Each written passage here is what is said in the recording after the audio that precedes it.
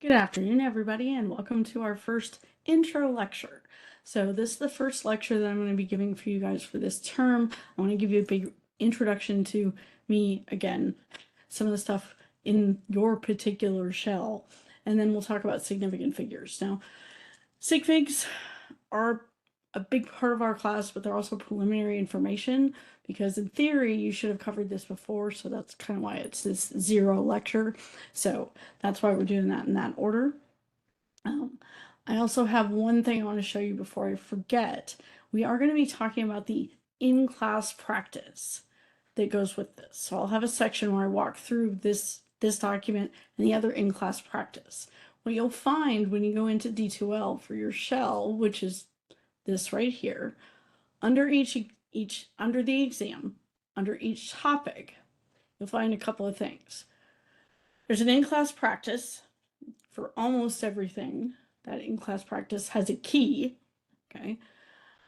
And so we will go through the in-class practice. I will have a walkthrough of each of those particular things where I will solve those problems and I will do them, explain them to you. I may not do 100% of them, but I will try and record a video for each and every one so that you can see them. And I'll string them together in playlists at the very end. That I am going to put up later. So that part you'll need to come back to, but the rest of these should be done fairly quickly. All right, so that's going to happen. But what you'll see in each of these videos is that we'll have things like that we're going to talk about. The first one that we're going to talk about is this in-class practice for dimensional analysis. For this particular lecture, there are 2 of them. And we're going to talk about the same name game. This is a calculator thing. So I'm going to talk about the calculator thing first as part of the how to use the calculator. And then I'll talk about the in-class practice separately. Okay, so there will be both of those that are present, and I will be showing you both of those files when we talk about that. Okay, so with me just a moment. Forgot to open that file so I'd be able to use it later. Okay, so that's where we're going to find those things within D2L, and that's exactly what we did. The last part of this that we do will always be that in-class practice. This is what I make my in-person classes do, so this is what my online students will see as well. You get the same benefit of hearing me explain it. Again, if you have any questions, let me know. All right. So I'm going to close out of D2L now, or at least I'm going to make it small so you don't have to look at it, and pull you into our PowerPoints. Now, there are copies of these PowerPoints in D2L as well. You can print them out, do whatever, however you want to handle that, but they are available to you. One of the things that I haven't talked about yet is sort of my expectations for how processing this material goes. I will make a really strong recommendation to you, and that is do not let my lectures be the first time that you look at this information. There are textbook chapters and sections that are recommended to you. Read those first, then look at the lecture, because the lecture will help you to understand that. But if you do it that way, you're getting a second time to look at it. Okay, you're looking at it in 2 different ways. It's going to help you to retain that information. I understand you may not have time. I get it. I totally understand. But that's my recommendation to you because I think that you'll retain it better if you do that. Okay. So these are my PowerPoints. What I do in each lecture is I go through these PowerPoints and I make notes on all of these. I don't provide you with those notes. Not at the beginning of class. Nope. I do take them and I do save them. So if I'm writing something and you can't read it, or you can't read it, you need an explanation, or you want a copy of what I scribbled, you can email me and ask me for it after the lecture. Okay, I will verify that you've actually watched the lecture before I will give that to you. Okay, we have ways of looking to see, 1, did you open it, and 2, how long did you spend in it? This is why I put stuff on YouTube, so I can see those kinds of things. All right. So that's my little preachy bit about that. I am not going to just give you the notes with everything in it until you have actually sat through my lecture. So there you go. Are the lectures technically necessary for you to pass this class? No, absolutely they're not. But I do occasionally say things like, hey, when you see this on the test, this is what I mean. So they are kind of useful, and those are things that I just throw in there. So it's kind of up to you to fish and find them. All right. Hopefully there are no questions, comments, or problems at this point, but let's get started on our introduction. So we're going to do our intro first. These are the topics we're going to be talking about in this particular lecture. We'll be talking about our intro. So I'll do the basic intro. I'll talk about some of the resources you have available to you. I'll talk about significant figures. What are they? Which ones are significant? How do we round when we deal with these numbers? How do we do calculations and then deal with sig figs and rounding? So we'll do calculations, talk about the sig figs that come from that, and then we'll talk about the rounding that needs to go with it. And then I will go through a specific section talking about how to use your calculator with sig figs. And I'll talk about the caveats that go with that when I do so. All right. Okay. So introductions. Let me get rid of this. Actually, let me see it. Let me see if I can leave it. So introductions. Hi. Hopefully you have watched my bio in D2L. That's me. There's a lot of information in there. During the introductory video, I did go through my introduction. Let me remind you that I can be tenacious, and it's okay to say, hey, whoa, that's not where I was trying to go. Doesn't matter what interaction we're having for that. I know that we will probably interact virtually, but if we do interact over WebEx or in email or whatever, and I'm off on a tangent, just tell me, okay? So there's that. I would like you to do your introductions in D2L within the first 4 days of class, because I need to know who you are and those things that I asked you for to help me to interact with you. It also gives you an opportunity to post, to sort of create connections within the class. While they are not necessary, you will never be asked to work in groups. Groups can be very helpful. And there are places in this class, like specifically in the discussions, where you have an opportunity to talk to other students who have the same data that you do. So it can be useful to talk to other people. Okay. While I'm on that, if you ever have questions that are just you need answered, post them in the discussion, and I will get in there and say, hi, yeah, okay, here's my answer to that. So if you're running into issues, please let me know. I'm going to talk about how I run this course. So how do I run this course? Well, I talked a little bit about this already. I want you to be doing the reading first. I want you to be in this lecture. This lecture, the structure that I generally use is to tell you something, to practice doing that something, to then give you time to practice doing that something, for me to then explain doing that something, and then after class we do more practice. Okay, so that's the general structure. So what I'm going to ask is, when I get to those parts and I say, now you do this, I want you to pause the video and do exactly what it is that I'm talking about. Now, after you've paused and tried it on your own, I'm then going to walk you through exactly how to do it. But you will get far more benefit out of that information if you work on it by yourself first. Okay, if you're stuck and you can't figure out how to get started on the first one, watch just the one about that first question. And then try it again. See if you can get it. Because it's important that you learn to see, okay, do I have an idea? Do I not have an idea? This is the time for you to try and figure that out. And if you don't have an idea, contact me then. Okay, I am more than willing to talk to people whenever, wherever, what, doesn't matter. But it's really important that, especially as we start in the beginning, those foundations are built really well. I am very, very, very, me, myself, personally, very, very willing to say when I don't know something. And it's really important for me to say, I don't know, I don't understand, I need help. Those are the 3 most important things I've learned in my life, is to do those things. Don't be embarrassed. If you have a question, other people do too. It's probably just me going off on a stupid bit in the lecture and you didn't understand what I was saying. And that's okay. It's perfectly okay. So there is that. Once you've completed the lecture and done the in-class practice, that is my baseline for what you should have done first. Then there's the ALEKS. Now, ALEKS is graded homework, okay? You can go directly into the ALEKS and try it. If it's working for you, if you understand all the questions in ALEKS at that point, that's great. If you don't, you need to spend a little more time with the in-class practice that we did. And you need to ask questions, okay? Because you should be able to solve the questions that I put into D2L. Now, warning, I'm going to give you a warning, especially at the beginning of the term. Those things can be really long. My purpose in doing that is if we build a really strong foundation at the beginning, then everything that comes after it will be easy. You've got to get that foundation structure built well, and then the rest of it is not that complicated. But if you never build that foundation, everything that comes after is a disaster. It's really hard to build a solid structure without a foundation. Okay.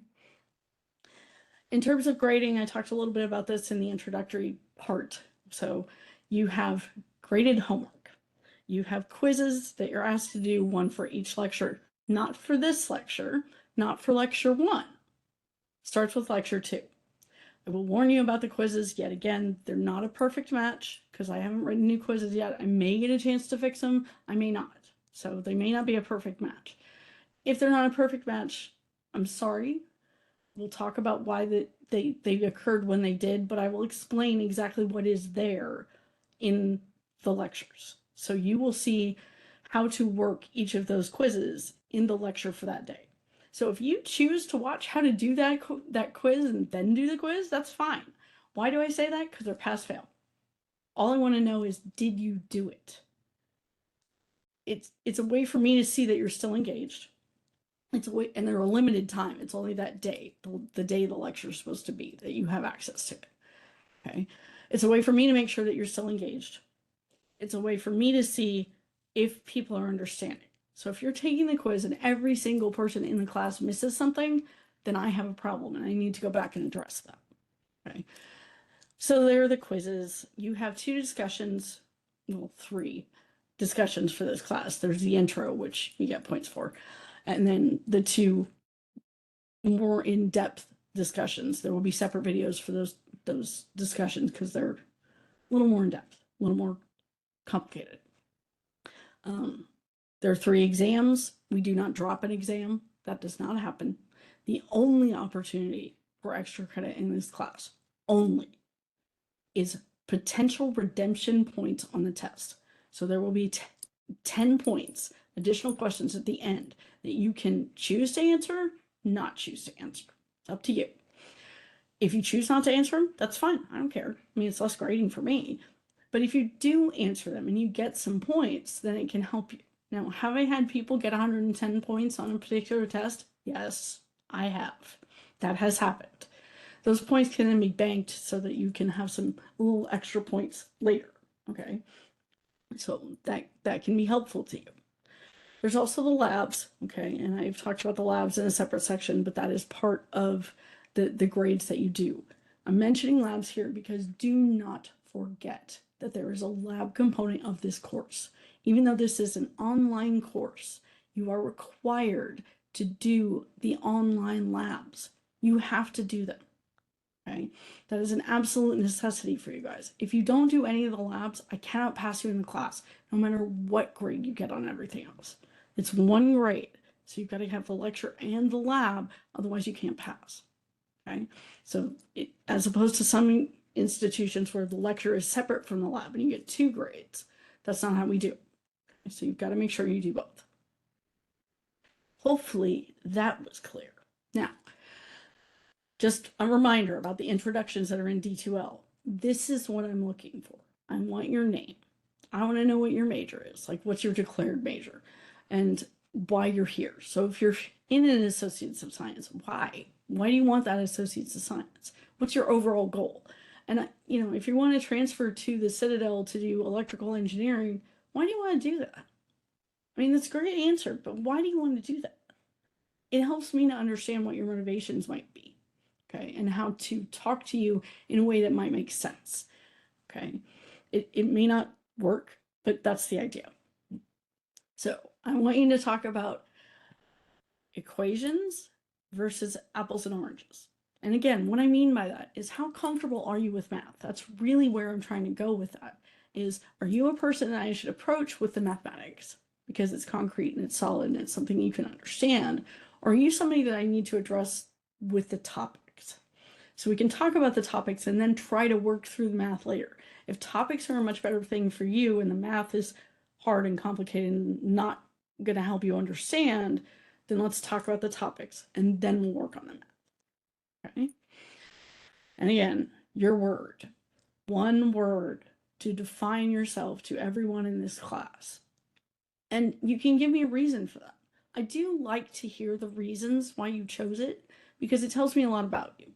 But that choice of word, that one word, gives me a lot of information by itself. So if all you give me is a word, that's okay. Again, my word is tenacious. I'm like a hunting dog. You give me a scent and I'm going.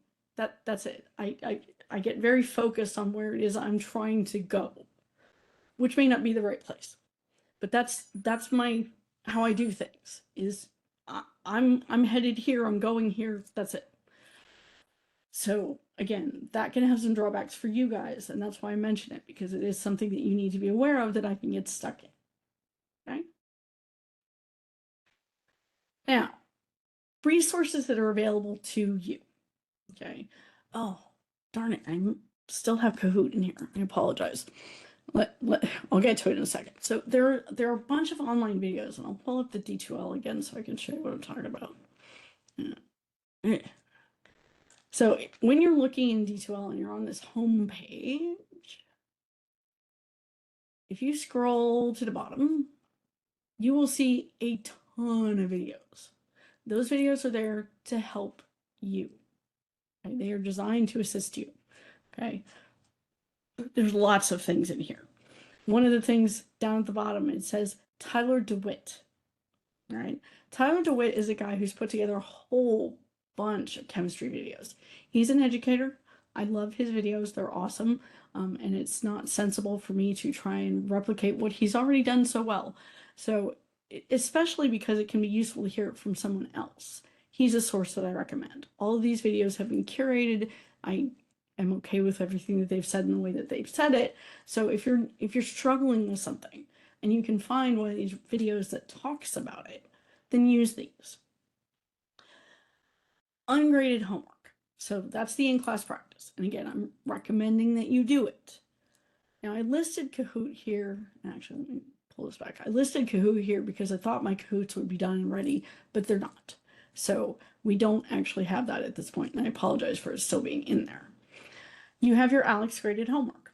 That is a resource to you because that should help you to get from here's the topic that I just learned to how do I apply that and make that something I can explain back to you, or I can define to you, or I can work with in some of these calculation questions. So that's your graded homework. Remember that in your graded homework and in D2L, there are some under content, there are some exam practices. So you'll see exam on review, and there are some questions in here. So there's 10 questions or 20 questions in here. These are true, false, and multiple guess. And then the key for this. Okay. And these are just the answers.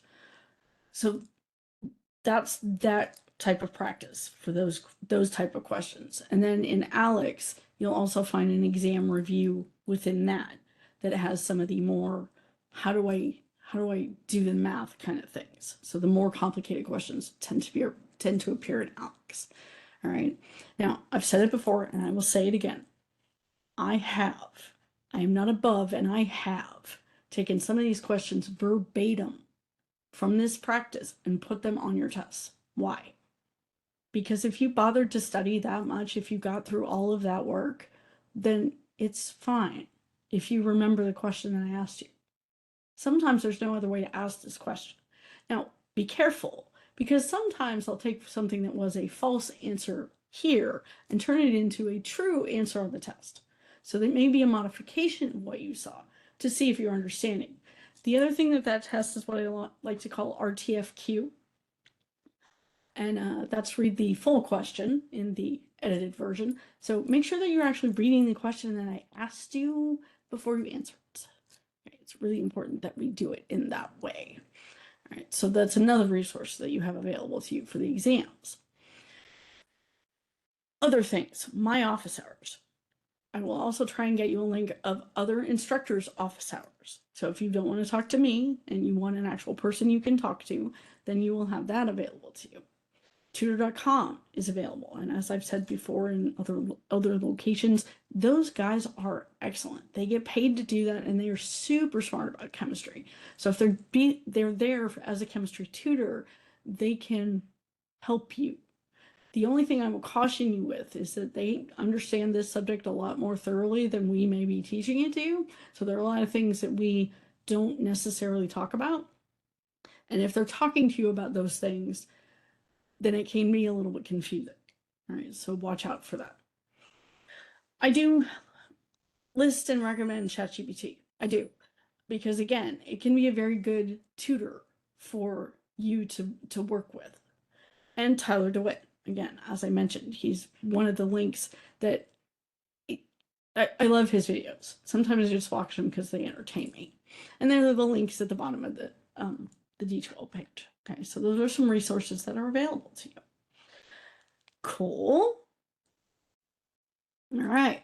Now, since this is the first intro lecture, I typically go until a question like this, and then I'll cut it off, record a new video. So I'm going to try and chunk these up so that they're not 2 hours each time, because I know how hard that can be, especially when you may be watching this in multiple pieces. All right. But that does not mean that after the questions, I will go do a review. I won't. I'll just go into the next topic. So understand that that's where we are with that. So hopefully there are no questions, but if there are, let me know. My preference for getting questions from these lectures is for you to say to me, it was this lecture at this timestamp. You might want to tell me what I was talking about, because I might be talking about a bunch of things. You heard me. I was all over the place when I was talking. But give me some idea what I was talking about, and then ask me, what's your question? What did you mean by this? Where did you see this? Where did you find this? That kind of stuff. It's perfectly fine to do that. And that's a really helpful way for me to know exactly what it is that you're having problems with. So if you were in my physical lecture, you could stop me in class, but you can't do that here. So if there's something like that, please feel free to do that. Now, I'm going to take a break here. I'm going to give you a break, and then I will come back with the next part of this recording. Thanks, guys. Talk to you soon.